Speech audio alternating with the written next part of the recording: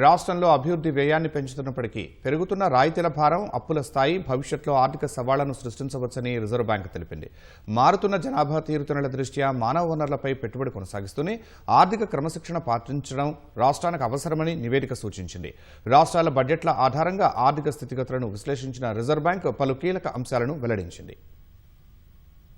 ప్రస్తుత ఆర్థిక సంవత్సరం 2025-26 బడ్జెట్లను విశ్లేషించిన రిజర్వ్ బ్యాంక్ ఆఫ్ ఇండియా రాష్ట్రాల ఆర్థిక స్థితిగతులపై నివేదిక విడుదల చేసింది. దేశంలోని జనాభా మార్పులు రాష్ట్రాల ఆర్థిక స్థితిగతులపై ఆ ప్రభావం అంశం ఆధారంగా నివేదికను రూపొందించారు. జనాభా ప్రాతిపదికన దేశంలోని రాష్ట్రాలను యువ, మధ్యస్థ, వృద్ధాప్య రాష్ట్రాలుగా విభజించారు. జనాభాలో 60 ఏళ్లకు పైబడే వారి శాతం ఆధారంగా వర్గీకరణ చేశారు. 10% తక్కువగా ఉంటే యువ, 10-15% ఉంటే మధ్యస్థ, అంతకు మించి ఉంటే వృద్ధాప్య రాష్ట్రంగా విభజించారు. ప్రస్తుతం తెలంగాణ మధ్యస్థ రాష్ట్రాల జాబితాలో ఉన్నట్లు తెలిపారు.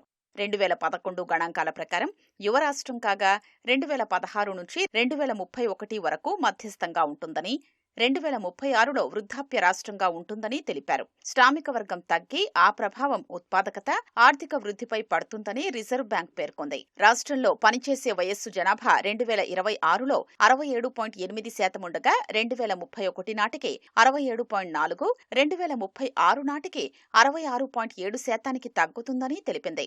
విద్యపై రాష్ట్రాలు చేసే ఖర్చు తక్కువగా ఉంటోందని, భవిష్యత్తులో యువ జనాభా భాగస్వామ్యాన్ని సద్వినియోగం చేసుకునేందుకు వీలుగా రాష్ట్రాలు విద్య, నైపుణ్యాభివృద్ధి, ఉద్యోగ కల్పనలో భారీగా పెట్టుబడి పెట్టడం అత్యవసరమని తెలిపింది. వృద్ధి ఆధారిత పెట్టుబడులు, సామాజిక భద్రతా విస్తరణ, అధిక శ్రామిక శక్తి భాగస్వామ్యంతో సమతౌల్యం చేయాల్సిన అవసరముందని సూచించింది. తెలంగాణ వంటి రాష్ట్రాలు అభివృద్ధికి ప్రాధాన్యత ఇస్తూనే మునుముందు పెరగబోయే ఆరోగ్య, సామాజిక భద్రతా వ్యయాల కోసం ముందస్తుగా సిద్ధపడాలని నివేదిక తెలిపింది. రాష్ట్ర సొంత పన్నుల రాబడి రాష్ట్ర స్థూల ఉత్పత్తిలో 8.1%గా ఉన్నట్లు పేర్కొంది. కేంద్రం నుంచి ఆశించిన మేర గ్రాంట్లు రాకపోవడం, తగ్గుదల రాష్ట్ర ఆదాయంపై ప్రభావం చూపుతోందని తెలిపింది. అయినా ఎస్జీఎస్టీ, స్టాంపు డ్యూటీ, రిజిస్ట్రేషన్ ఫీజులు, ఎక్సైజ్ ఆదాయాలు రాష్ట్రానికి ప్రధాన ఆదాయ వనరుగా కొనసాగుతున్నట్లు విశ్లేషించింది. అభివృద్ధి పనులకు చేసే ఖర్చు గణనీయంగా పెరుగుతోందని, 2023-24లో 1,62,738 కోట్లుగా ఉన్న ఈ వ్యయం 2025-26 నాటికి 2,34,506 కోట్లకు చేరుతుందని బడ్జెట్లో అంచనా వేశారని తెలిపింది. సాగునీరు, నీటి వనరులు, రవాణా, అర్బన్ మౌలిక సదుపాయాలు వంటి రంగాల్లో పెట్టుబడులు కొనసాగుతున్నాయని, 50 ఏళ్ల వడ్డీ లేని కేంద్ర రుణాలు మూలధన ప్రాజెక్టులకు ఊతమిస్తున్నాయని పేర్కొంది.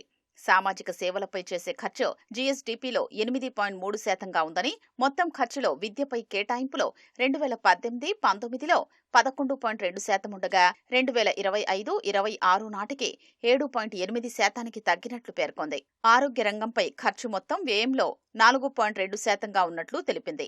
రాష్ట్ర ప్రభుత్వం చెల్లిస్తున్న సబ్సిడీలు విపరీతంగా పెరుగుతున్నట్లు రిజర్వ్ బ్యాంక్ తెలిపింది. 2018-19లో 6,303 కోట్లుగా ఉన్న సబ్సిడీలు 2025-26 నాటికి 21,347 కోట్లకు చేరతాయని బడ్జెట్లో అంచనాలు వేసినట్లు పేర్కొంది. 2024 మార్చి నాటికి 3,95,054 కోట్ల అప్పులు ఉండగా 2026 మార్చి నాటికి ఆ విలువ 4,94,380 కోట్లకు పెరుగుతుందని అంచనా వేశారు.